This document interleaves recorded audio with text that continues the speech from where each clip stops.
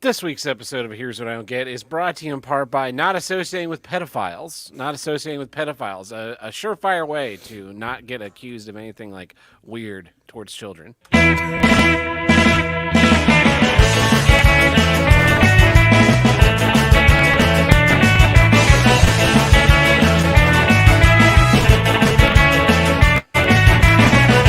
Hello and welcome back to Here's What I Don't Get, from north to south, east to west, the only intercontinental podcast to tackle all of life's toughest issues and the longest consecutively running podcast on the See You Next Tuesday podcast network. I am your host, Tab Burt, and with me today, a pedophile enabler.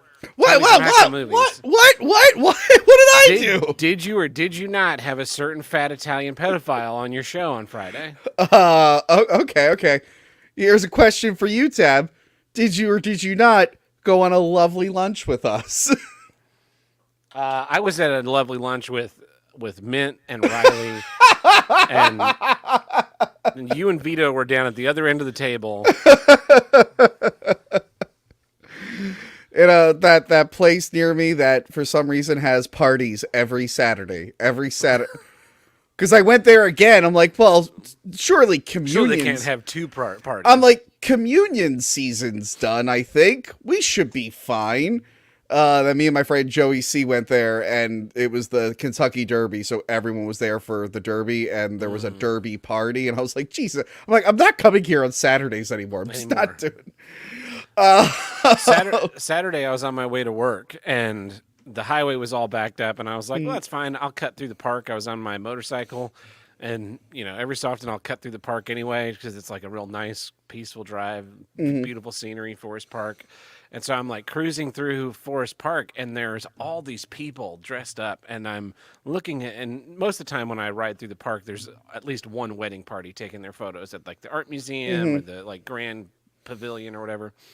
And so I'm like riding past, and I'm looking at these people, and I'm like, that's weird. All these bridesmaids are wearing like different dresses, and they're not coordinated at all. And there's a lot more weddings than normal. Yeah. And then it finally, like, suddenly occurred to me. I was like, oh, it's prom. It's prom season. All these people here to take their prom pictures.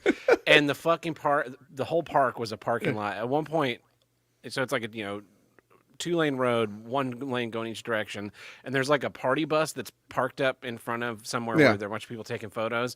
So oncoming traffic is just gridlocked. Like, they're not moving at all.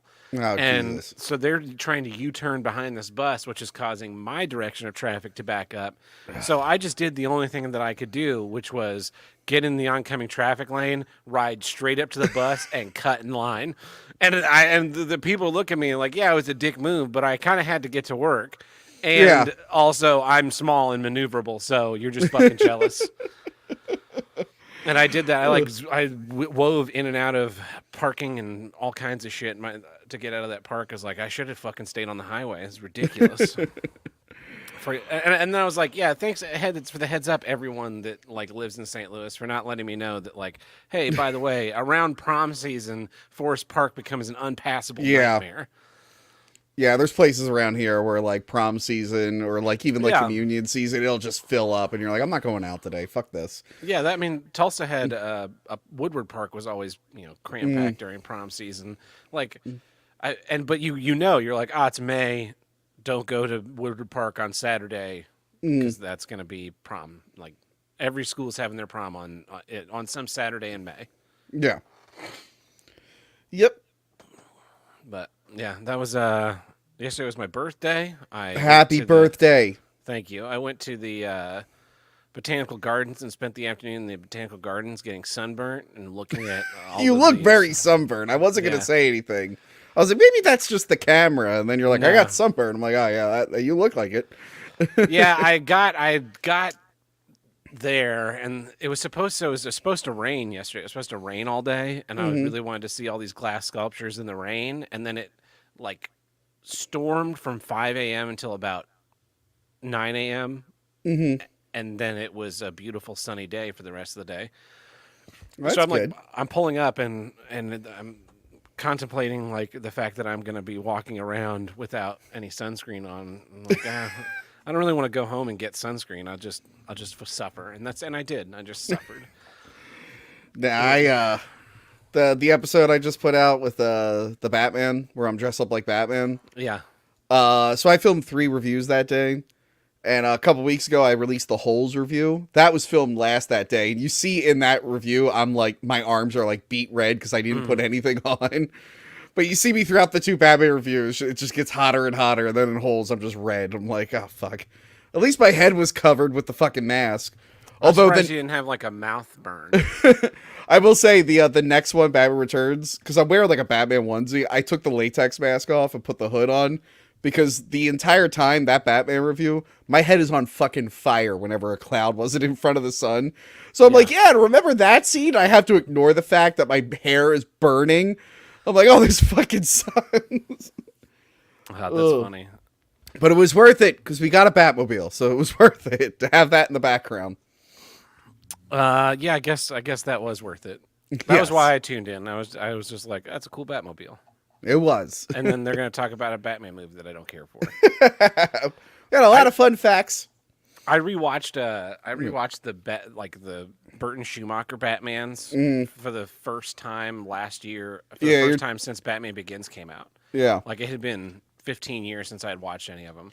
And I got to say, I really don't care for Batman or Batman Returns. Although it's funny, because the guy who wrote most of the first movie before the writer strike, which should be coming up later. Whoa. Yeah, because that movie was affected by a writer strike, Tab. That's why the third act is kind of all over the place. He ended up writing a comic, and he created the character of Henry Ducard, which ended up in Batman Begins. So it's funny how, like, that movie indirectly influenced a later movie that was a lot better. But yeah, I'm glad you had a good birthday, even though you got sunburned. I got a tattoo. Oh, nice. Yep. What is that? It's a Kapla. Oh, okay. I went to karaoke the other night. Yeah. I told you part of the story. I'm not going to tell that part on the internet. But I almost witnessed a bar fight of the 2 most annoying people in the world. It didn't happen.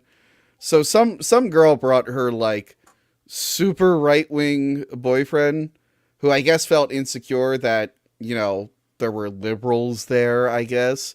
Mm-hmm. So he kept wanting to bring in politics into everything. Jesus. Everything. Just fucking sing your terrible songs. Not even not even organically. You'd be talking, he's like, yeah, you know, that's why I have a gun. You have a gun, right? And they're like, these people are like, no, I don't really like guns. Yeah, but you know, you can understand why I'd want one. I'm like, oh my God, dude. Dude, stop. And then I shit you not. So the bartender from earlier that night, her shift was done. Tab, when she's done being a bartender, this isn't a lie, she becomes a clown. She's apparently a clown. So her shift was done. She sits at the bar. Oh, she also has an OnlyFans. She let me know that too. So she sat at the bar and she put like a frilly collar on. And I was like, what? She's like, I'm a clown.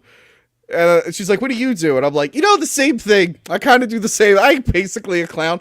And then she started making balloon animals for people. But that is super fucking surreal. It was actually pretty. So not only does she get tips from selling people drinks, by the time the karaoke starts, it's like 11 or 12. Her shift is done. Everyone's hammered. They start tipping her again for the balloon animals. And I'm like, this is a racket. And then she mentions her OnlyFans, where I'm sure she gets more money. I'm like, this is a racket this broad's got going on here. Anyway, she caught wind of what the guy was saying. Mm-hmm. And she was so far in the opposite direction. So when this guy's talking about a bunch of right-wing things, you know, she'd probably be like, hey, buddy, let's keep politics out of it. Like, hey, can we not talk about that right now? No, she decided to start screaming ACAB over and over and over and over again. Like an autistic spurt out? Yeah, and then they started fighting with each other and arguing, and then all her friends decided to team up with her. But, like, then the guy's girlfriend comes over like, hey, what happened? And they're all, like, lying.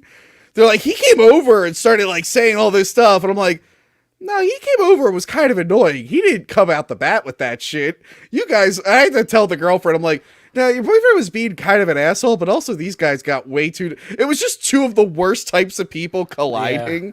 And I'm like, here's the answer. Everyone's the bad guy in the situation, except for me, who was just sitting back and being like, I don't know who any of these people are. I have no interest in siding with either of them. God, I hate people that like make politics their personality and have nothing else to talk about. Oh, it's so miserable. Dude, it was funny because I told him a joke that he didn't get, but the gay guy at the bar, so everyone there was like covered in tattoos. Speaking of your tattoo, just head to toe in tattoos. And the guy looks at me and he's just like, "Do you have any tattoos?" And like in front of all these girls and this gay guy, I'm like, "Nah, I get along with my dad." And like it went, and his girlfriend, by the way, his girlfriend had just got done showing the sleeve of Disney tattoos she had. Oh. So it went over his head, and then the gay guy behind him, which I kept calling Chad Boogie because he actually looked like Boogie if Boogie was like happy. Like he's still heavyset, but not morbidly. And his teeth are normal, and it looked like he was having a good time. I'm like, well, we got Chad Boogie. I told that joke, and he like tear laugh. He almost fell to the floor because like it went over everyone's head, and he got it right away. He was like, "Yeah, leave my dad get along." He's like, "What?" That's funny. And then I sang Tenacious D and I went home. So that's what's been up with me, Tab. Apparently, Tenacious D had a concert in St. Louis yesterday. Oh, I didn't go because I don't think I've ever heard a Tenacious D song. really? Yeah, They're fun. The movie's fun too. I like the old TV show. I hate Jack Black so much. I hate him. He's like he went from like I found him somewhat entertaining to kind of just being like meh to now I just white hot hate him, and I kind of like hate old movies that he was in that I liked. Like, I don't know, man. You'll never get me to stop loving Saving Silverman. I can't do it. I love that movie. Yeah, I haven't seen that movie. I actually haven't watched Comedy Central. Yeah, I actually haven't watched pretty much any of his new stuff besides Mario. I think that's the only thing I've seen recently of his. We're now twins, Tab. Yeah. We've both now been featured on Cringe of the Week. Oh, was I featured on Cringe of the Week? You didn't know? No, I haven't. No. Apparently your cat attacked you and then started fighting other cats. Yeah. That was the Cringe of the Week on Sunday. Nice. Yeah, so we're both on Cringe of the Week. I probably did it. I probably won't make it to that point in the show because they'll start talking about Chad Zumach for the millionth time, and I'll just be like, "Yeah, not interested in any more of this." But no, because I was cracking up, like, oh, good, Tab joined me because like a month back I got featured on fucking Cringe of the Week. Nice. Getting noticed. Yes, and yeah, I guess one last thing. It's just right now I think I'm getting I'm gonna start a new career in graphic design. Because me designing Vito's merch has been talked about on multiple shows for multiple weeks, and really getting my name out there. I designed a best-selling shirt. Isn't that amazing? That whole thing is an embarrassment. Just an embarrassment. Yo, if you need any shirts made, Tab, I'll make you some years when I don't get shirts. I actually had an idea. We had this idea for a shirt. I guess we should resurrect it, but it was going to be like the five of us, our signatures down below it, like in an art piece. That's kind of interesting. Ugh. Well, let's get into some issues. What's your issue this week, Tony? Here's what I don't get, Tab. Rushed Origins. Now, Tab, this might shock you. Breaking news. James Gunn called me the other day. Oh, yeah? Yeah, he wants me to help write his new Superman movie. Okay. But, you know, we know who Superman is, so I came up with a great origin for Superman, Tab. Okay, so he's already an adult when he leaves Krypton. Mm-hmm. And then his pod crashes into Metropolis. And he pops out. He's like, "Whoa, where am I?" And he like runs into a store. And he puts a shirt on, a jersey that has an S on it. Because the Metropolis team are called the Supers or whatever. I don't know. And then at that time, an alien is attacking Tab. As soon as he arrives on Earth, an alien is attacking. Can you believe it? I cannot believe it. And he's like, you know what? I got to help these people. And he's like, oh my God, I'm flying. I guess the sun made me fly. I'm going to go punch that alien. This is real embarrassing. The alien punches him. And he flies out of the city into someone's yard. And he gets tangled up in their laundry. And then he's got like this red blanket on his back. And he's like, I got tangled in this blanket. I don't got time to take it off. I got to go fight that alien. So he goes back and he fights the alien and beats it. And then he lands and everyone's like, hey, This is a Superman. This is a Superman. He's like, yeah, I know. But then he's just like, what am I going to do? I don't know anyone here. But in the fighting, a guy died. A guy who just came to Metropolis. He's like, what's this guy's name? Clark Kent? Apparently he works here. I'll just wear his outfit and I'll take his identity. And then he's in the Daily Planet. And this all happens in 2 hours. And then the rest of the movie happens. What do you think about that origin? I think it's awful. It feels kind of rushed, right? Yeah. Feels like that's probably stuff that should have happened, like spaced out or whatever. In its own movie, yeah. Yeah. So I'm reviewing Last Crusade. And I watched the beginning of Last Crusade. And it always bothers me. Like, I hate the beginning of Last Crusade where it's like, Yeah. he likes to adventure and he sees a guy who and he really somehow Indiana Jones took note of what that guy was wearing, and it really struck a chord with him. Huh? It really resonated with him. It really resonated with him, and then Indiana Jones, he doesn't like snakes, but when he's on this circus train, he accidentally falls into the snake pit, and then he doesn't like snakes. And then the next thing, there's this lion. How do I get rid of this lion? Oh, let me grab this bullwhip to get rid of this lion. Oh, I accidentally hit myself in the face. Now I have this scar. And it's just like, what the fuck? Like, guys, it's so annoying. It mostly happens in, like, sequels that want to do a flashback to answer questions you've never asked before in your life. And it's annoying every goddamn time. It's like, well, I never wanted to know where he got his whip or anything, but I assume these are traits that he acquired through his years of adventuring. Nope. Not got them all on one train in 10 minutes. One train, one busy afternoon of Boy Scouting led to him becoming Indiana Jones. See, I feel like you can do that. They did that even in full-length movies. The Han Solo movie, yes, that movie ends, and you're ready for them to just like fly the Millennium Falcon to Tatooine and sit in the bar until Luke shows up in like 10 years. Yeah, like, that's like everything's established. Sometimes it's a flashback, but you're right. So like, and this isn't even just like a origin story problem. It's the fact that the origin is they try to cram so much into an origin. Yeah, you're right. Like Han Solo, it's like, okay, I don't think we needed to know where his gun came from. Yeah, or his he last went to the gun store. Yeah, I really want to make a prequel where someone just goes to a gun store and just buys their iconic weapon. Hey, you have any new guns? Like, oh yeah, that one might work. Oh, cool. You know what? I'll buy that one. It looks pretty good. We didn't need like his mentor to break apart a sniper rifle and hand him a gun. Like, what the fuck are you doing?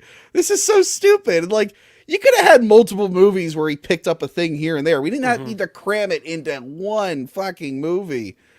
And also a lot of like his last name, the fact the guy makes up his last name, that couldn't just be his name. He had to get his name somewhere. It's like, these are questions that nobody fucking cared about. How did Han Solo get the little scar on the chin? We didn't find that one out. No, we did.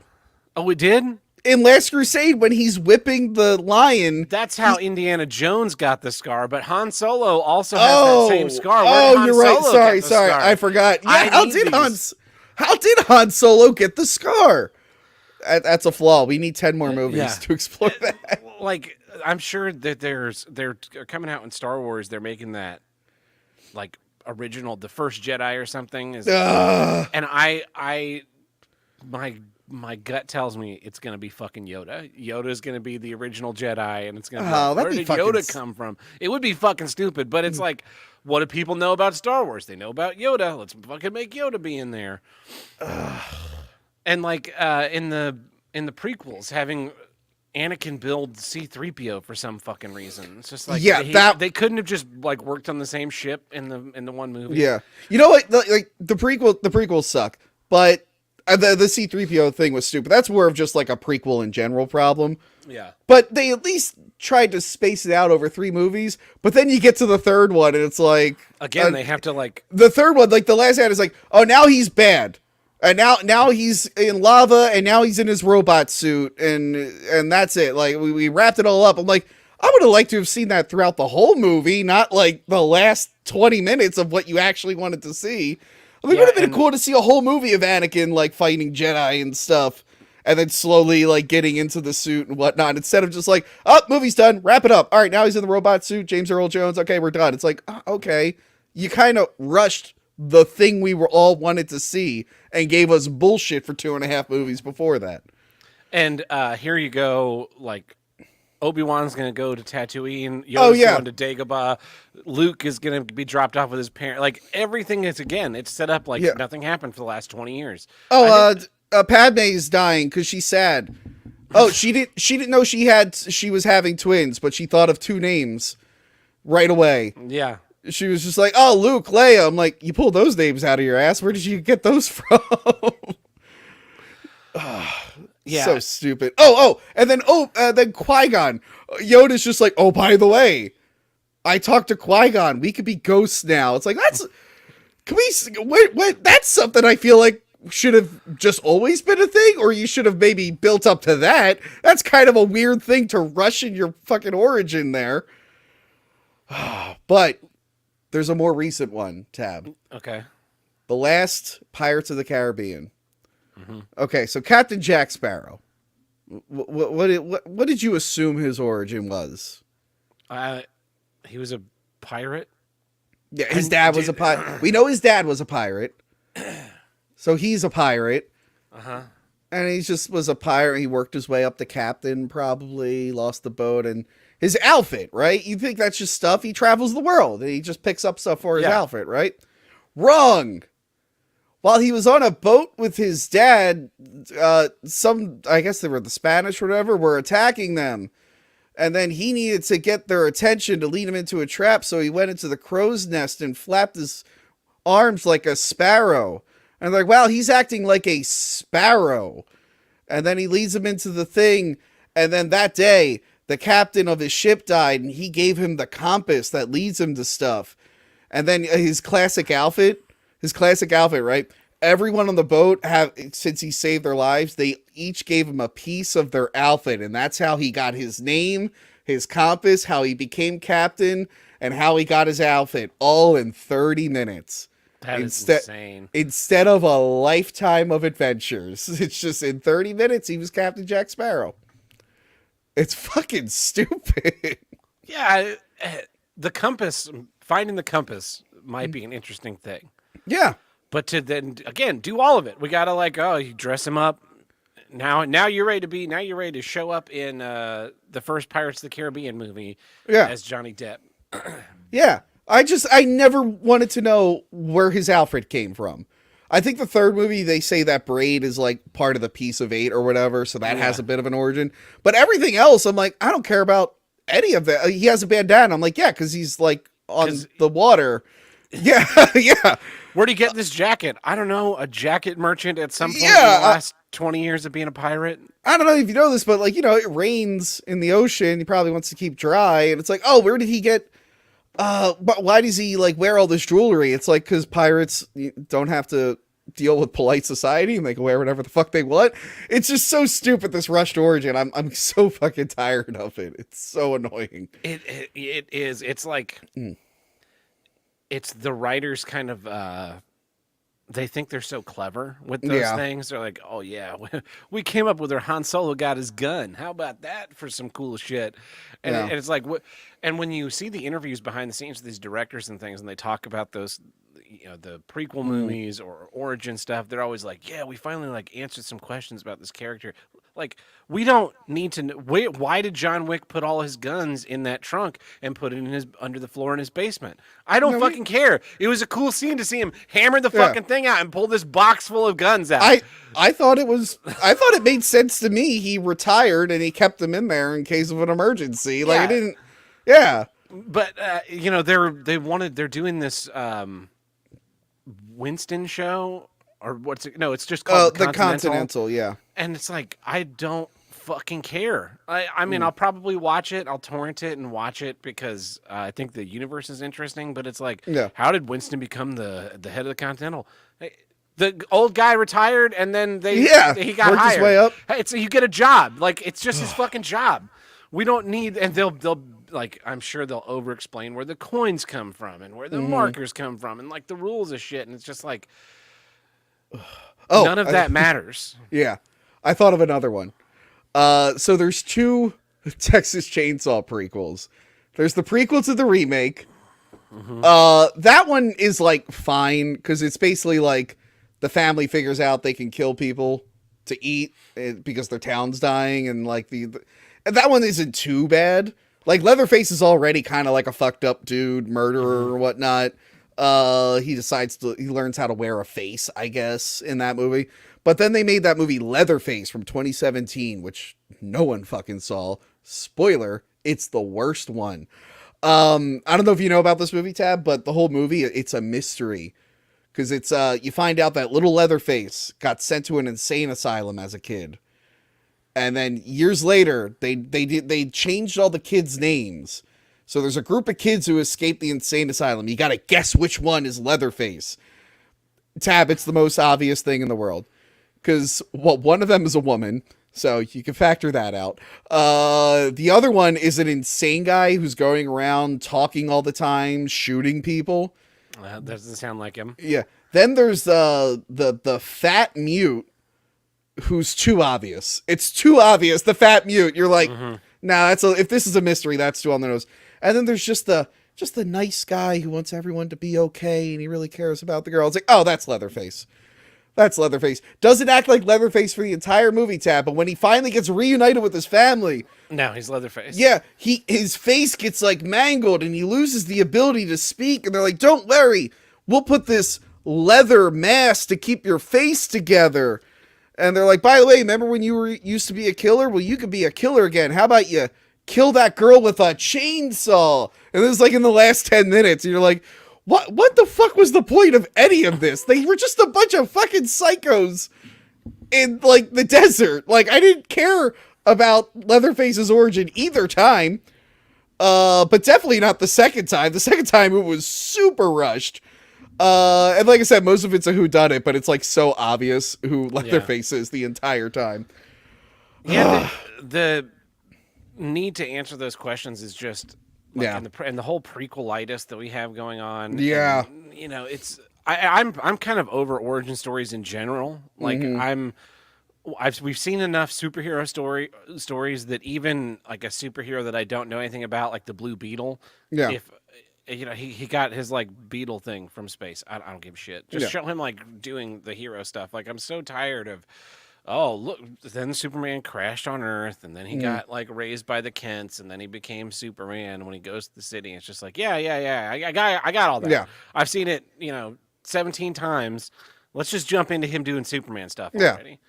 And I don't mind like if they do like a brief recap in the beginning, just summing up everything. Like, all right, get people up to speed if they change something specific for this universe. But yeah, we don't need a full origin story for the big ones anymore. Yeah. Like, we've got it covered. yeah. I mean, they're all basically the same. Yeah. Yeah.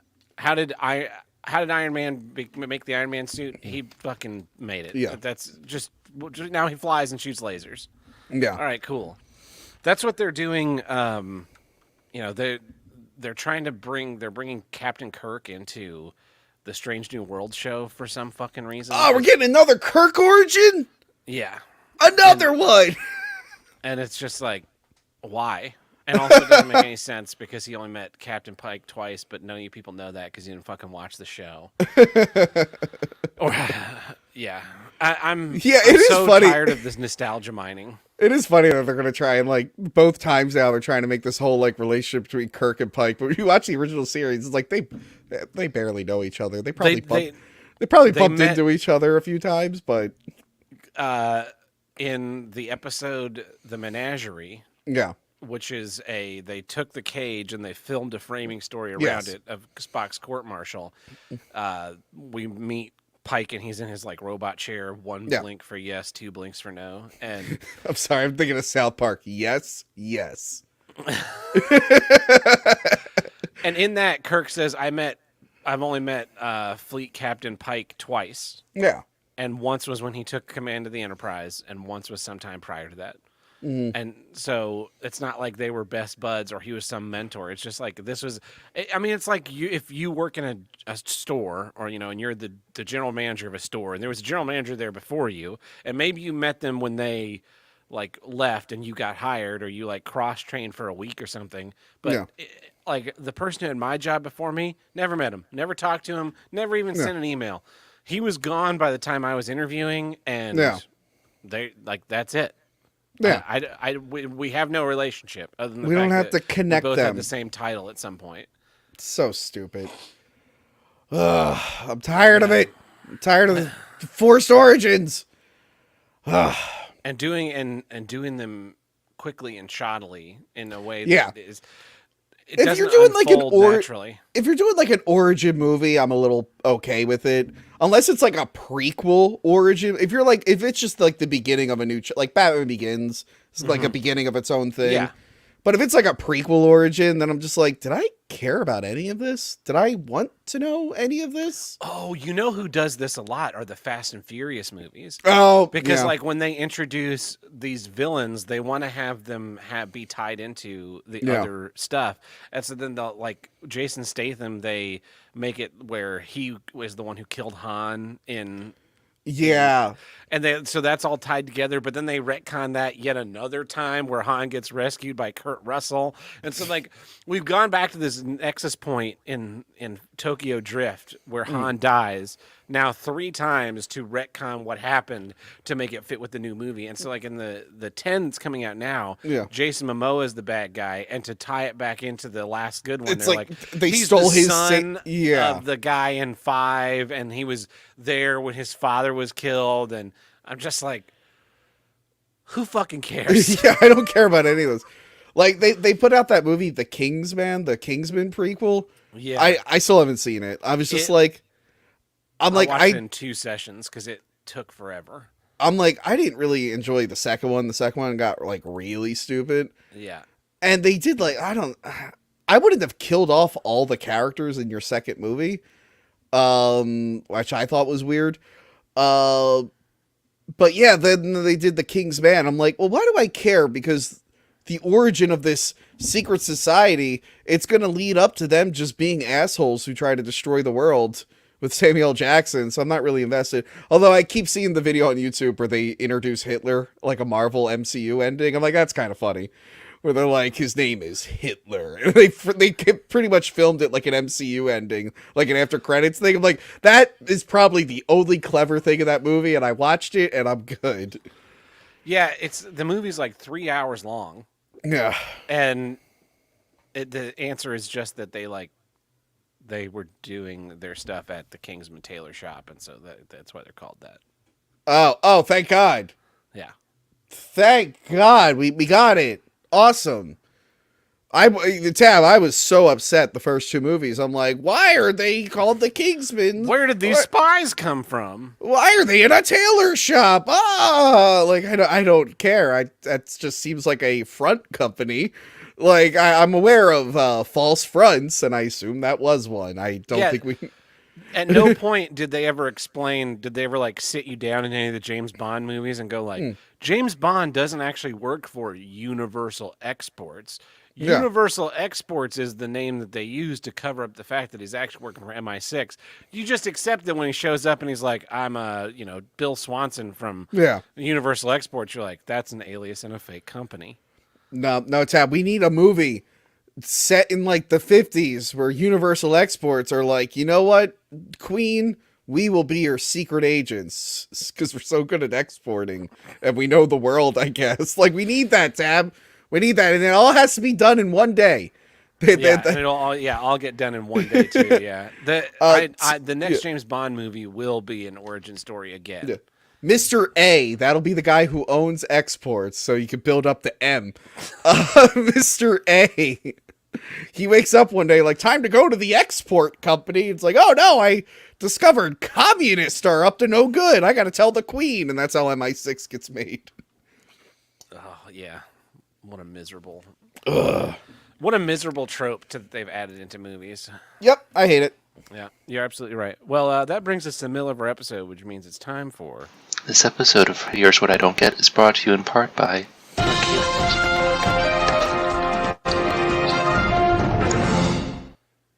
That guy sounded scared to do that stinger. It's supposed to be like ASMR. Oh, okay. Didn't come off as ASMR. It just came off as someone being really scared. Well, my first news story is from Japan. Okay. It's it's really weird because like every so often, in my mind, the scamdemic ended like 2 years ago. Yes. But they're like we just came out of our state of emergency. You'll be able to enter the United States as of Thursday without a vaccine for the first time in 2 years. The all that kind of stuff is like only just now ending, which just seems shocking to me. And in Japan, they are offering training sessions to help people prepare for life after masks, teaching you again how to smile. Oh. Yeah, this Sunday morning there was a training session in Yokohama, which I just thought was a tire company. I didn't realize it was a town. The day before an overhaul of mask wearing guidelines in hopes of preparing for a new normal. Now not having masks is new normal. Yeah. Remember the masks were the new normal, and That was the new normal. No. This is not normal. And it's not normal as evidenced by the fact that we're now back to normal, which is not wearing shit on your face. But so now it's new normal, not have it. The Japan government lifted their mask guidance on Monday, but after 3 years of the scamdemic, some people feel a need to practice their smiles and facial expressions before they take them off in public. This all reads like, insane people. Wait, insanely damaged people. Practice smiles. Everyone, unless you're like fucked in the head or have muscle failure, everyone can smile. My nieces are like 8 months old and they're smiling because it's just something, again, unless you have some kind of condition, it's just something you can do. I don't think you need to be retaught how to smile. I'm doing it right now. That's ableist, Tony. No, I disavow what you're I saying. excuse the ones who have legitimate issues. Like I said, if they have some like muscle issue or some disability, I'm just talking. I don't think anyone in the world who can smile normally will wear a mask and then forget how to smile. I don't think that's possible. The article goes on to like describe in detail how the thing goes. So they're standing and they limber up with some tension relieving stretches. Then they sat back down and were directed to lift their handheld mirrors to eye level. They gazed into their reflections as they listened to the instructor at the front, who asked them to flex various parts of their faces in order to get the warmest and brightest expression of happiness. Kiko Kawano, a radio personality turned entrepreneur, spends her days running two companies, Igaoku, which translates as Smile Education in English, and the Igao Trainer Association. She emphasizes the importance of Igao, which means smiling face in Japanese, and the positive outcomes. So this woman has set up a scam company to teach you how to smile, where she just takes in money and goes like, yes, you know that cut scene in Terminator 2? Yeah. I just imagine all those people like making that weird smile that he does in that. I want to join in with this lady. I just watched that horror movie Smile, and I just want to clip when like the evil demon is making people smile and just pretend that those are normal smiles for people. They're like, yeah, you want to make sure you're drooling a lot when you smile. That's how people know you're really happy. And people are like, oh, okay. I've gotten one here from Dad Cucks. Oh. It's a masturbating bandit in Texas who broke a woman's leg in a violent chase dodges jail time. Oh! An Austin, Texas man pled guilty to indecent exposure and chasing a woman down the street until she broke her leg, trying to fight back. It will avoid jail time under a plea deal arranged with the Travis County District Attorney's Office. Antonio Cordero Rios, 35, pled guilty in exchange for 10 years of probation and 200 hours of community service. One victim's Apple Watch even captured evidence of the ordeal. Meanwhile, just last month, he had his GPS monitor removed in connection with a separate pending case in which he allegedly exposed himself to a woman and her 9-year-old son in 2021. Okay, I'm sorry. You're going to jail. Like we let you off the first time, and you couldn't even go a full year before cranking it out and chasing people. Chasing down, yeah. I mean, like seriously, what? Just fucking end this dude. Just death squads. Like, so what the fuck? So he just wanted to masturbate in front of someone? I guess he's some kind of fucking weird pervert. Why did just like go in Omegle? Isn't that what they do in Omegle? The kind of chat roulette thing? People are Yeah. masturbating all the time. Yeah. I bet you if I don't have pull to it up, leave your I'll own see. house. Yeah. We're gonna pull up Omegle on Jamie. Pull up that Omegle. Let's see if we I can was find literally somebody about to do masturbating. it, but then I realized I can't use the webcam for two things. It'll probably fuck it up. But it probably would have been like dick, dick, dick, dick. Oh yeah, it's 100% dicks. Yeah. This is a story from your neck of the woods from last week, and a lot Oh. of people have probably already heard it. More than 500 pounds of cooked pasta is found dumped in the woods. Oh of my New god. Jersey. You know what? You know what?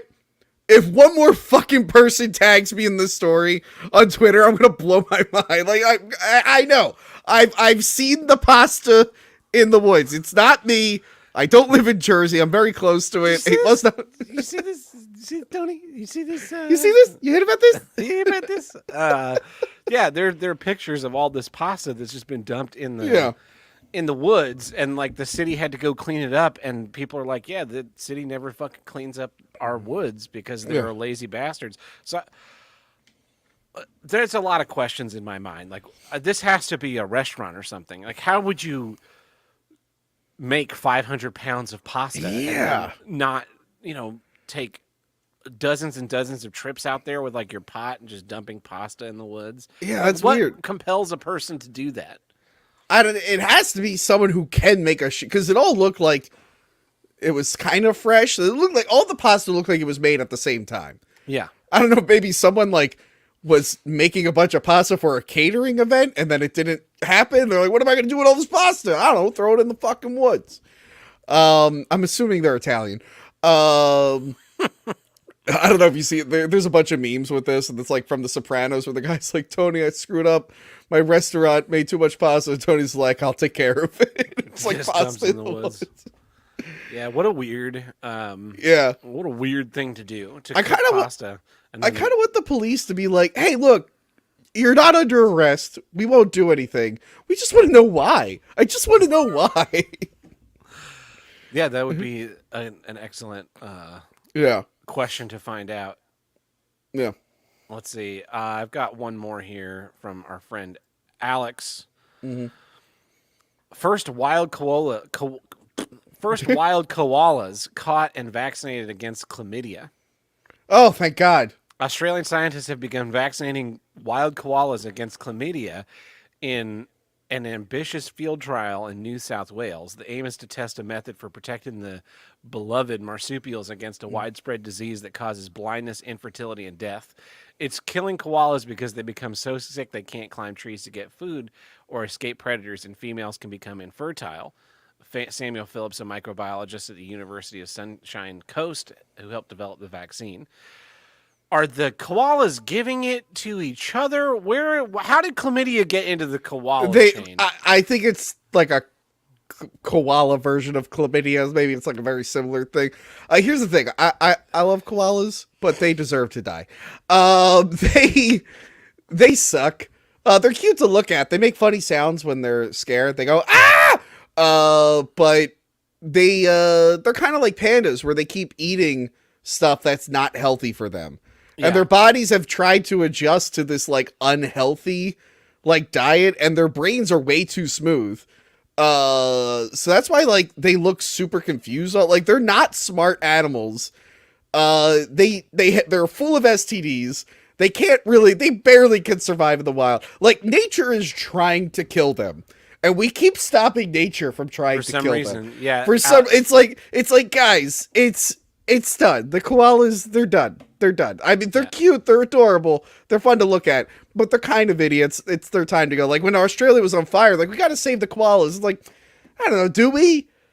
Do we? I feel like we've done a lot for the koalas. Like I feel what like have we the just gotta koalas done for us? Jack shit. like it's gonna suck if like we lost all the dinosaurs, but like millions of years from now we still have fucking koalas. It's like really, what the fuck? Yeah, he added this comment. I ask you, is this really what humans should be spending their time on? Koalas are notoriously stupid. They only eat one thing, and only if the eucalyptus is still on the tree. If it falls on the ground, they won't touch it. Yeah. They're idiots. Maybe it's just time to give up on them. Don't This get me is- started on pandas. I fucking hate pandas. Yeah, pandas are stupid too, because like if they have like twins, they'll only pick one over the other. So they have to like hide one twin from the mom and swap them out. So it pairs them. It's like, you know what? At some point, it's like just let them go. Like they're not.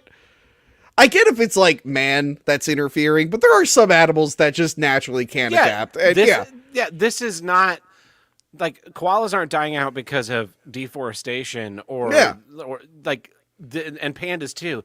This is nature saying we don't fucking want you, like the dodo. Yeah. Anyway. Ugh. Well, that's our news, and this has been Ricata News Network is definitely not fake news. And that takes care of our legal obligations this week. But you know what doesn't take care of, Tony? What's that, Tab? Our koala death squads. And if you want to help our koala death squad, you can Our visit roaming koala death squad. You can visit us at subscribestar.com/HWIDG, tip.hwidg.com, and patreon.com/HWIDG, which stands for Here's What I Don't Get, which is the name of the show. And over there we have 5 tiers. We have the $1 tier, which gets you early access to each week's episode, and our mini-sodes with our little small gripey bits. We have our $2 tier. We throw in the random bits and bobs we do now and again. We have our $5 bonus tier. Here's What I Do Get, where we drop the hate and talk about what's great. Buck and Chaco recorded one of those this morning. Oh, good. I'll edit and get out that I was supposed to be a part of, but I was extremely hungover. So, and then we have our $10 tier. We do monthly. We do our movie commentaries. We're doing a lot of those this summer. It's been a minute since we've done one. We should do one again. I'm just trying to get to May 24th. May 24th, everything just becomes fucking smooth ass sailing. It's gonna be great. Yeah. For until September 11th, and then it's gonna be a shit show again. Yeah, September 11th is famous for being a shit show, Tap. And then we have our $50 Spite Producer tier where you get a say in the show. You can ask for special, like we had a Spite Producer tier request to have a channel just for talking about Star Wars to keep it out of all of the other channels. And I gotta absolutely agree. That was a great idea. I muted that channel because I don't care about Star Wars. And then today I logged into Discord on the soundboard computer, and it's like, I just assumed there was no conversation happening. And it was like, there's a lot of conversation happening in this channel. And I was like, people are talking about Star Wars. Neat. And then I muted it on this computer as well. So, but yeah, thank you to all our patrons, big and small, for supporting the show. Without your generous support, we would not be still doing the show. So thank you to everyone who's donated on tip.hwidg.com. All our supporters on Patreon, our supporters on Subscribestar. I should probably get us onto back.by at some point. Yeah, I got to figure out how to get on there soon. Yeah, I'll text Dick and tell him not to let you on. Oh, Jesus. Yeah. Anyway, well, let's get back into some issues. Here's what I don't get. The writer's strike. Oh, yeah, I don't get it either. They really just got to pay those writers so we can get another season of She-Hulk. Am I right? No, they need to pull a Ronald Reagan and fire all those fucking writers, and then we can round them up onto trains because they all love train travel so much, and we can take them to a camp, and they can go be in that camp for the rest of their lives. That is what I think the writer I cannot fucking stand Hollywood writers anymore. This is such a tremendously bad idea. This is going to be so great for YouTube if they can extend if the motion picture people hold firm and the writers hold firm and they can't come to an agreement for 6 months. The longest one in history was in the 80s. It was 21 weeks, not quite 6 months. But I bet if 6 months of no new content on streaming platforms. Or shows and movies getting fucked by rewrites. Shows and movies getting all fucked up. Like the YouTube, the streaming stuff, your channel, people just watch that instead. And then once they've moved on, they will not go back. Because their demands are fucking stupid this time around. The last one in 2007, they wanted more residuals from DVD sales because they're like, we're not getting enough money when you sell our things on DVD. And that was such a disaster for media, that whole fucking writer strike, because what ended up happening was the we were still in legacy television mode. You had to Yeah. have content to pump out. So like reality TV took over because you Yeah. didn't need a writing staff. It's like, oh, we put 8 retards in this house and put a bunch of cameras on them, and when they fucking freak out at one another, we like point and laugh, and that's our show. And so there was just a huge explosion in that, and then that content became so easy. You film for a month, and then you like all the jobs in the editing room to make a story happen. Like Yeah. those shows became super easy, and that's why TLC and the History Channel, like all of those channels, lost their unique identity and shifted to this like reality TV talking head style of show that you There didn't are need to write people it I for anymore. know. There are people I know who don't know that TLC stands for the Learning Channel. Yeah. 'Cause they had no idea. They're like, Yeah. that's what it stands for? I'm like, yeah, because they used to play like documentaries and stuff. And like how-tos, yeah. Yeah, nature stuff. Like it wasn't always Honey Boo Boo and whatever the fuck is on it. The Yeah, my 600-pound life. 500-pound life. Yeah. Yeah, so and then the quality of the content they're putting out. Holy shit. I mean, I have not seen a TV show in the last 10 years that's watchable outside of Reacher. Like that, and even walked into that thinking like, well, how are they going to fuck this one up? But they did a relatively good job, and so the writing rooms have expanded to you don't have like one visionary or like a small team. It's like a dozen people working on things. They're all trying to get their shit in.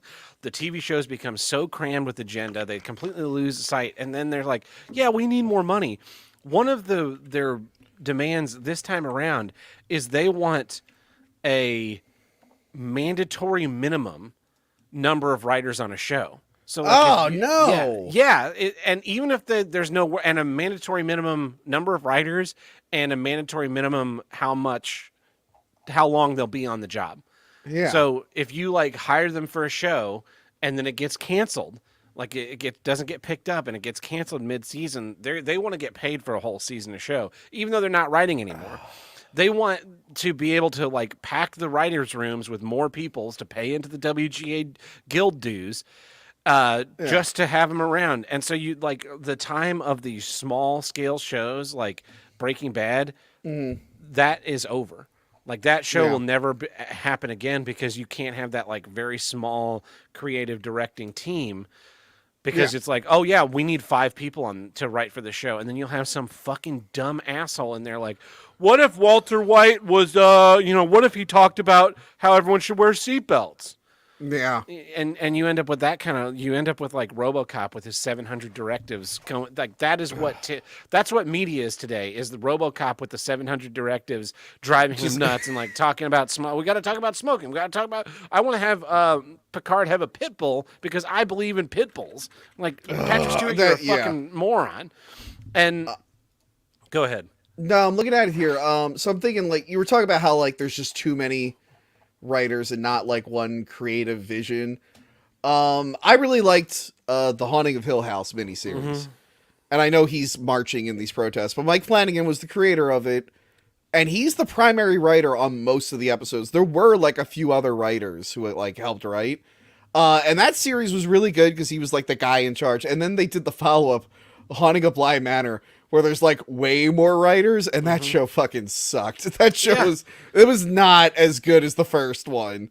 It was definitely overthought. They tried to work in a lot of shit. It was, they dropped the ball. Yeah, so they're they want to get a bigger cut of the streaming money, and it's just, and I just hate them because they have like the cushiest job on the planet. They're complaining about how so the current agreement doesn't cover people writing for streaming services. Okay. So like they're like Jon Stewart's daily show on Apple TV Plus. Those writers are getting paid less than the writers for someone who like the writers for Colbert because it's for broadcast television. That's not fair. And it's like, are any of them good? No. Yeah. Like none of your shit is good enough to warrant you. And I'm saying this as a person who is a member and ran a union. Yeah. Unions exist only to protect the lowest common denominator. So like with the union in Tulsa, there were a full third of those people were fucking useless, just fucking useless. Top of the list, bottom of the list, just worthless. But they're all getting protected under the same thing, and so you end up just having to like carry that dead weight around.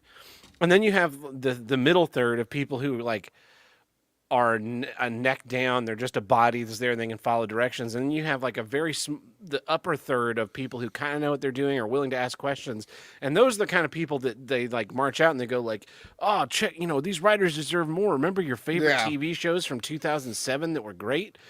And it's like, yeah, but also everyone else is also going to get paid more. So you're just going to keep on churning out shit after shit after I didn't know about series. that. I didn't know about that minimum number of writers. Like, that's a bad idea. It's a super bad idea. And it's it will just raise the cost of all productions. There's already a problem of too many writers for some. Like, a lot of these big budget movies, like, they start off with one writer and then the producer will be like, oh, we need something different. Let's get some more writers in there. And like every movie, there's probably ghost writers that we don't know about. There's probably like 10, 15 people writing these goddamn movies. And it's just like, there's just too many ideas. They all get scattered. It's better when it's like one singular vision, or if it's just like a few duo, people. like the people that work well together, like Christopher Nolan and and his brother and David Goyer. Like those three collaborate well, but they're able to make a thing. But yeah, you watch these TV shows and it'll be like written by, and there'll be 8 names on an episode. And I'm like, it's a 45-minute episode. How many could you fucking people do? And like you watch older shows, you watch shows from the 90s and it'll be like teleplay by a name and story by and a name. And sometimes it's like the same person did both, and sometimes like this guy came up with the story, like the overarching plot, and this guy wrote all the dialogue. And you're like, and those shows are all good. They stand the test of time more so than any of the shit we're seeing now. And so, and I fucking hate these writers because they get up on their fucking high horse and lecture down to me about like I'm bad and all this shit's bad, and their product is like going down in quality. And then they're like, we deserve more money. And it's like, well, you're not making anything better. I don't even know why you guys have a fucking union. It's not like, union should be for skilled trades and something where you could possibly die. And that's the thing. Like, unions were kind of formed when like you would work at a job where you could probably die that day if shit wasn't like up to like you needed like a union to protect you against that shit. So you're not worked to death or like there was that. Like, I don't know if the writers, I don't know. Working in a fucking coal mine. I mean, like that is what they think that they are. They think that they're some kind of fucking heroes, and you're not. Like, you're clowns, you're jesters, and you don't deserve more money. The mere fact that you have to unionize and you're putting in this mandatory minimum stuff so that you can pack the writer's room with more people speaks to the fact that you actually don't deserve more. You deserve less. Yeah. It's not helping. Even if like you're like for them and whatnot, they all have the signs where they're trying to write witty things and none of them are witty or funny. I'm like, you're putting out like that sign. If I were to read like, oh, and then there's a laser thingy, Star Wars, if there wasn't a writer or something, it's just like, that wasn't funny. None of these signs are funny or witty. You guys are writers and you want to be paid more, right? Can these be like funnier and wittier? These all suck. Yeah, and all these people are like, I stand with the writers, blah, blah, blah, blah. It's like, why? What's the last good movie you saw? Like, the last thing that was actually good? Yeah. What's the last TV show that resonated in your mind for longer than 10 minutes after you turned it off? Like, they have just been, the last 5 years of content has just been like trash, just fucking trash after trash after trash. And there's so much of it that there's the couple of things that come out that are really, really exceptionally good. And then it's in this sea of mediocrity that is just to fill the content bubbles in Netflix or HBO Max or whatever, so that they can be like, look at, we have all this content on here. Like Netflix is like, yeah, we have thousands of movies, and they don't mention that about a third of them are Bollywood films that nobody fucking wants to watch. But our catalog has 10,000 movies in it. I will say the best movie I've seen this year, I feel like you would definitely hate it, but Bo is afraid. One writer. The director is also the writer. It has a unique vision, a consistent thing the whole time. And I'm like, okay, imagine if there were like 4 or 5 writers there, like wanting to add, like maybe it's already a long ass movie. And they're like, oh, we got to have this message in there and this, and we got to do this. Like, no, I like when there's less writers and one clear vision. Like, I tend to think that you shouldn't be a writer and a director. I think that like having that being two separate people, like, because a perfect example of this is Guardians of the Galaxy 2. Guardians of the Galaxy 2 is a massive piece of shit. And it's because James Gunn fully wrote it and directed it, whereas the first one, it was written by him and a lady. And I think that like diversity, that collision of ideas made that movie much better than and so now the third one's out, and it's like, I on top of not having any fucking interest in any of the superhero movies anymore, I absolutely don't have any interest in what James Gunn's doing, because I kind of fucking hate him. really? Yeah, I mean, he's just a twat. I don't hate the guy, but yeah, I'm looking at because Guardians 3 is getting really good reviews compared to a lot of other Marvel things. And here we go. Written by James Gunn. Now let's pull up Shang-Chi's writing credits.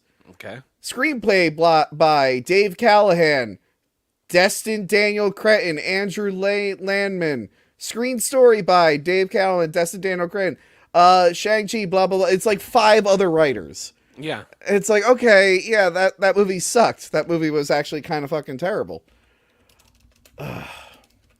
Yeah, so I can't imagine being a person that has like consumed modern media and being like, yeah, these people deserve this.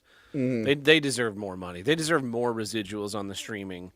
And because it's like, one of the things in there about I think it was the 2007 one, was that they wanted the DVD sales residuals to be increased because it helped for times when you were unemployed to have that income. And I was like, yeah, if you were a good writer, you wouldn't be unemployed.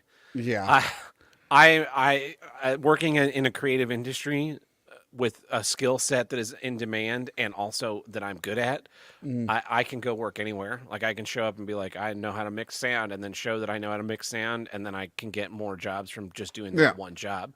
No. If you're a good writer, and it's like, oh, hey, yeah, you've been writing on this big TV show, and it's really good. I would like to bring you over to this other TV show that we're starting, or add you into a crew that is pre-existing. But if you're a shitty writer, they're going to be like, yeah, don't call us, we'll call you. Yeah. It's like there's an admission of terribleness in there. And as I've talked, like the sewage of more and more shows that come out and more writers that aren't doing a good job, it's like, do we need more of you people? Do we really need more of you people? And they're like, yeah, we're not gonna. If someone's working, we're not going to allow them into the guild. And like animators, it's so fucking tiresome. And they're just going to shoot themselves in the foot, because there are other avenues for content that don't need a team of writers.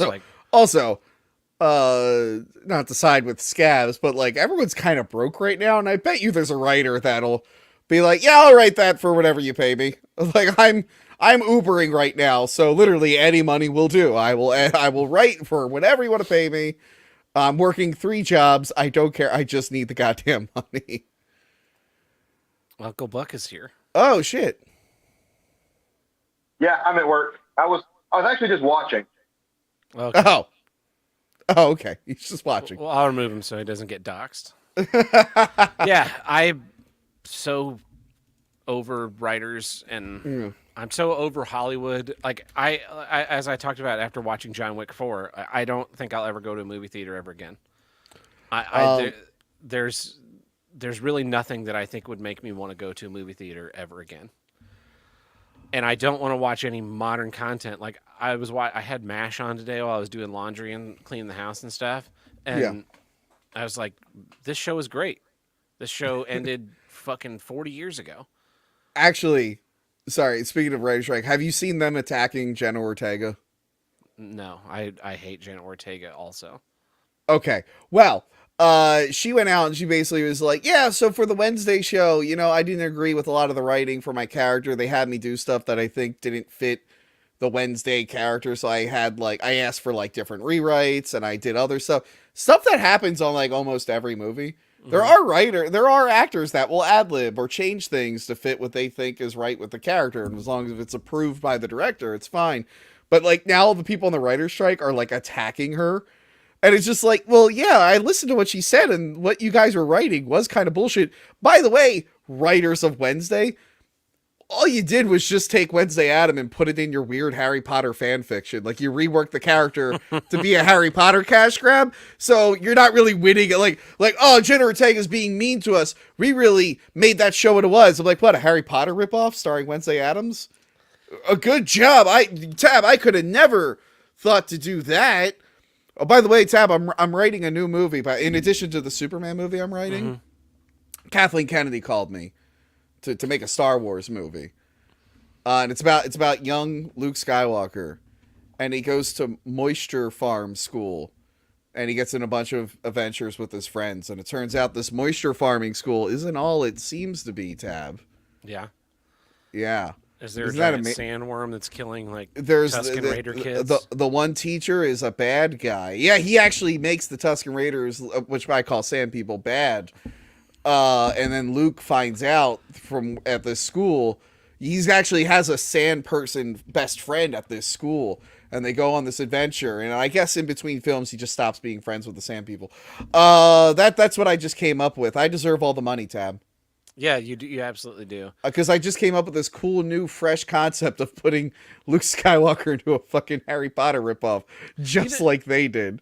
What's crazy to me on these things too is like they'll take all the credit for a great show, and then they won't take any credit when something's terrible. Like Joss Whedon, he wrote Alien Resurrections. We've talked about that. Yeah. And he's like, yeah, they did the script that because he had he shat on it for a long time, and then the age of the internet, this actual script came out, and they're like, well, they shot your script, Joss. And he's like, yeah, well, they shot it, but they did it all wrong. Like this was wrong, and this was like, no, your script's just kind of fucking stupid. I love my script is kind of fucking stupid. The director finally fired back at him recently. Yeah, good. Fuck Joss Whedon. Yeah, here, I want to pull up the quote, because it's actually pretty funny. Pierre, Jeanette, Joss Whedon. And then after this, I have some of the signs from the writer's strike. We can read some of their witty signs. Yeah. So yeah, Jean-Pierre Jeanette, he said, oh God, where's the goddamn quote? Why do they always hide the quote?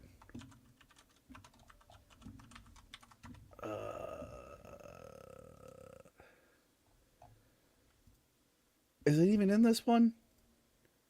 Oh, I know Joss Whedon said some bad things to me. I don't care. I know if Joss Whedon made the film itself, it probably would have been a big success. Oh, wait. Oh, yeah. He's very good at making films for American geeks. Something for morons. Because he's very good at making Marvel films. I hate that kind of movie. It's so silly, so stupid. This actor, by the way, this is from last year, so he was quiet for years while Joss Whedon was. Now that everyone hates Joss Whedon and his career is kind of the shitter, I love that Jean-Pierre's like, oh, you know what? Now I'll finally talk about it.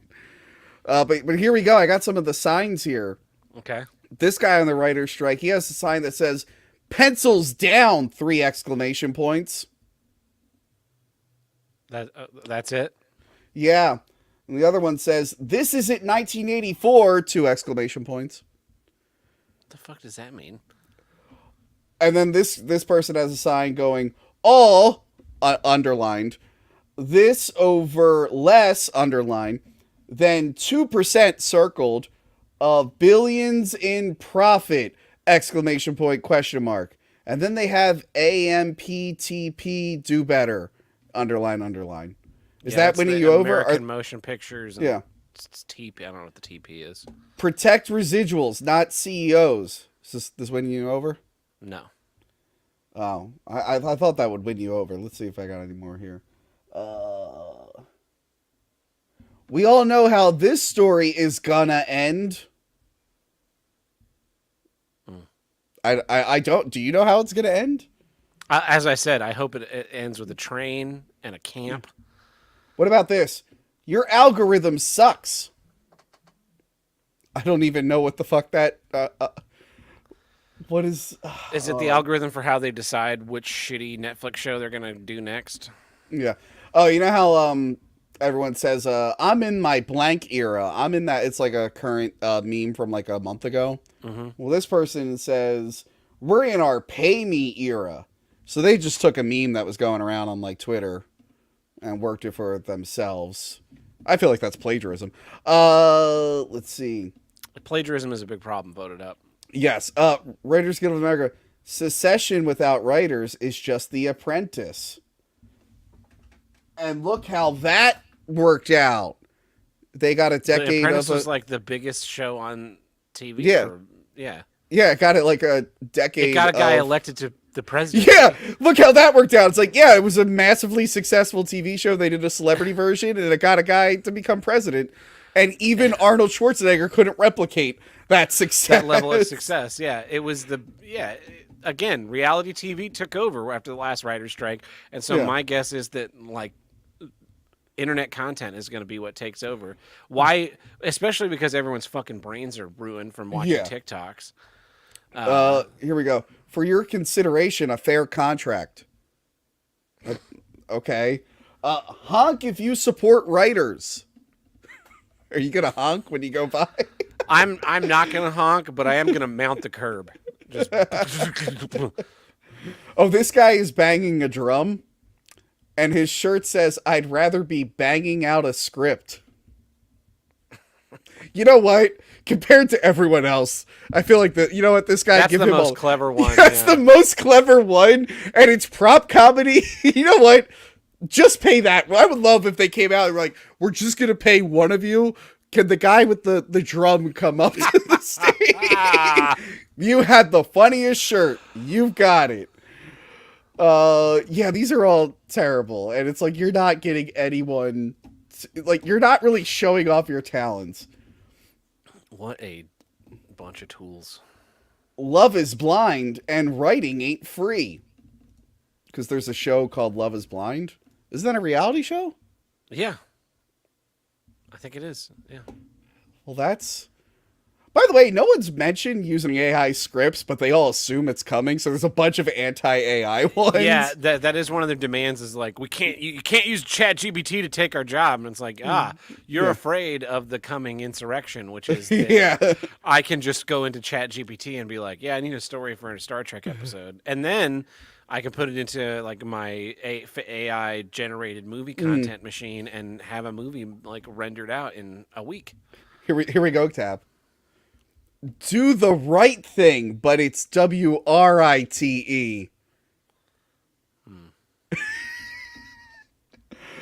Here we go. This one's very wordy. Our therapist keeps saying we have to stand up for ourselves, so here we are. Sorry.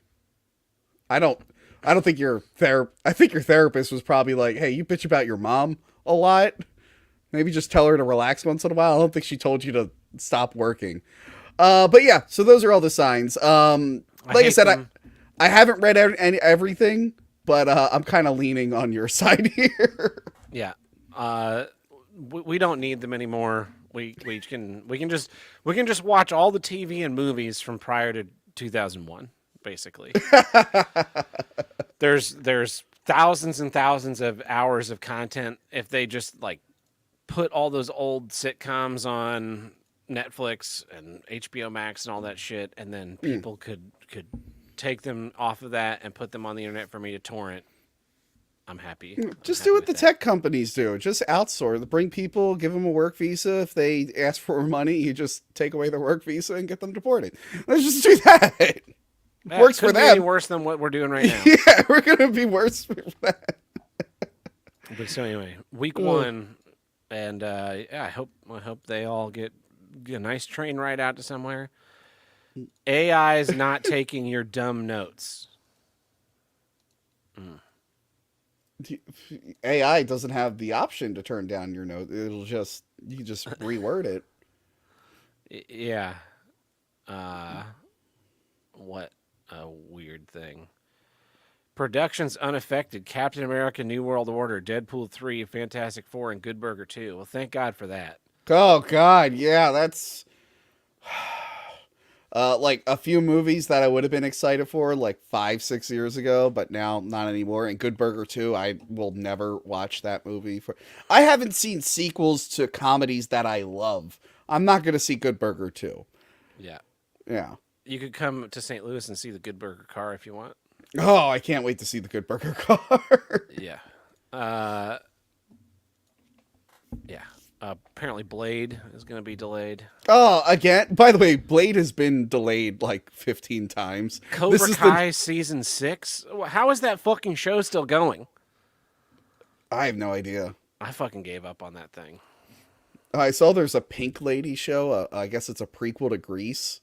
It's like, wow, the Pink Ladies were all racially diverse in the 50s. I guess by the time the movie came, the movie story starts, all those Asians and Indian girls, they just move out of town. That's a weird coincidence.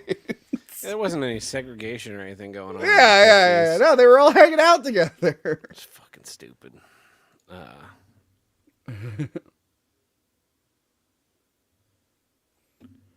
Anyway, well, Yep. Fuck the writers, fuck their strike, hold all your stupid fucking signs, and then hold them as you get rounded up into the cattle cars. I hate all of you. These are the writers that rush out origin stories. That's what I think. That is true, yeah. Like I said, if you made good content, people would be banging down your door to pay you more money. But you don't, so they don't. Yeah. So anyway, well, that's it for this week. I'm Tab Burt. And I'm Tony from Hack the Movies. Catch you guys next week.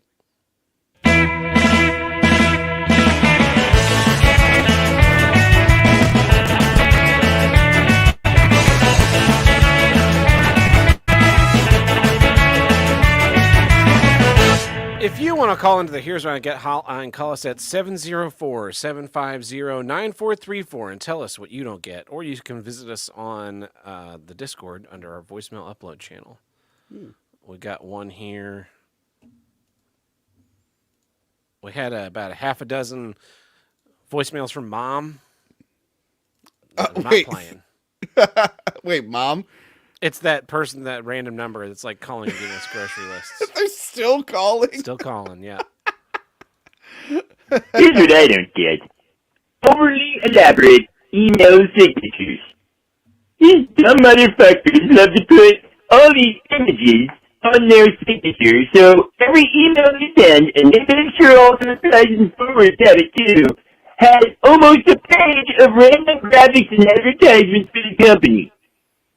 So, whenever I want to print out an email from a coworker, I have to print out 37 pages for about a page worth of content.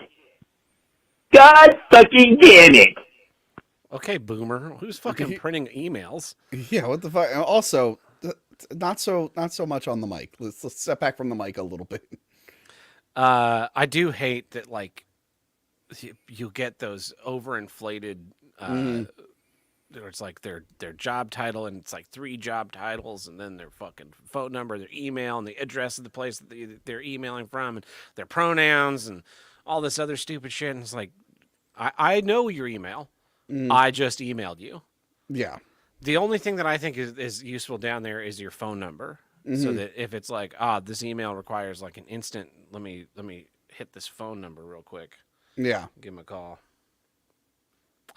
Here's one for you from April 12th. Oh, what the hell? Scene.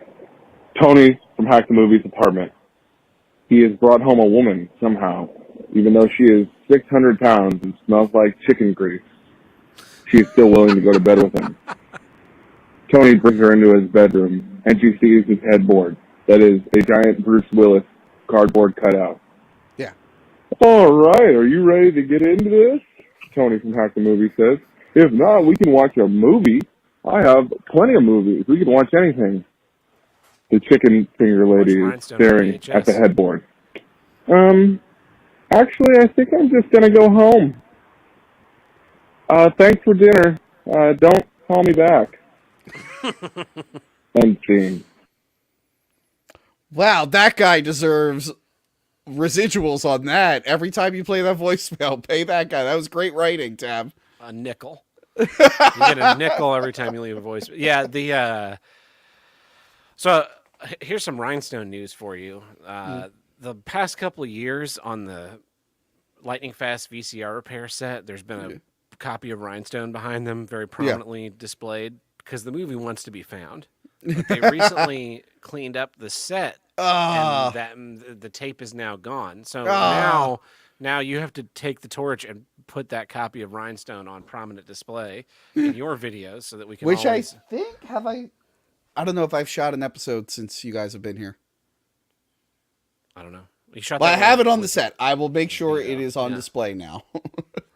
I was very they posted a thing and they showed them cleaning up the Yeah. set, and I was like, no, they took the tape. Anyway, one last voicemail here. Okay. Hey guys, Dead Elm. Here's what I don't get: people that complain about you having a pickup truck and it not being a long bed. So yesterday on, because I like to go look at trucks, I looked at the F-150 subreddit. Somebody has the new F-150 Rattler, which is basically the off-road package for your bottom-of-the-line pickup. And this fucking boomer, one of the top comments is, well, it's a goddamn shame it's not a long bed. It's a fucking 4-door with a 5.5-foot bed. Most people don't use pickup trucks for pickup truck shit anymore. People use pickup trucks because they don't want a fucking family SUV, because those are for fucking people who have settled down, okay? Pickup trucks are for people who either having to live midlife crisis and can't afford a muscle car, or people who want to be off the ground and not be compensating, obviously. There's not a problem with having to lift a truck. But, stay serious. Yeah, I really hate pickup trucks since like the year 2000, basically, when they started to become SUVs with like a little cargo area on the back instead of, because like you can't get a single cab with an 8-foot bed anymore. I'm sure you can if you buy like an industrial one, but they're all these massive monstrosities, and they don't put the long beds on them because they put a quad cab on there. It's like, just get a fucking SUV. Yeah. But you have these like men that there's the black truck. I have like this black truck theory, which is that despite being only 12% of trucks, black trucks account for 50% of all road rage incidents. That's not actually my theory on the black trucks. I notice more aggressive, asshole-ish driving. The guys that don't want you to pass them for no fucking reason. Yeah. The people that ride right up your ass to pass you, like over-aggressive lane changes. Yeah. It's always a dude in a fucking black truck, a big black lifted truck, all blacked out, and it's like, I'm a big truck, I'm gonna drive around. And so they just turned into this fucking mob. They used to be, pickup trucks used to be for people who had like work. They needed to do things. Yeah. And now they've become a status symbol, which is why F-150s cost fucking $60,000. It's so stupid. And they're completely worthless as a work truck because the bed's 4 feet off the ground. Yeah. And they're not, Have they brought did they bring the Ranger back? They brought the Ranger back. I don't know. Yeah. I don't know. There's a guy in my neighborhood selling like a huge ass fucking pickup truck. But yeah, the back of it is like tiny. It's yeah. The whole purpose is and then you like end up throwing one of those toolboxes in the back or something. You just lose bed space all the way. Yeah. I'm not a truck fan. Not a truck guy. You don't like a truck? If you want to know more about trucks, you should go see the Broadway musical Hands on Hardbody, which is about a hand on a truck contest. Okay. It's one of the craziest things I've ever seen. Actually, I think I have a bootleg of the Broadway show, probably on my computer somewhere. Anyway, that's it. That's our show this week. Thank you for watching, everyone. Like, share, and subscribe. Be sure to put the bell icon. Yep. It really helps in the algorithm. Leave a comment down below if you like to blow guys. Yeah, what else does mint salad say? She goes on a whole like memorized speech. Anyway, that's it. See ya. Goodbye.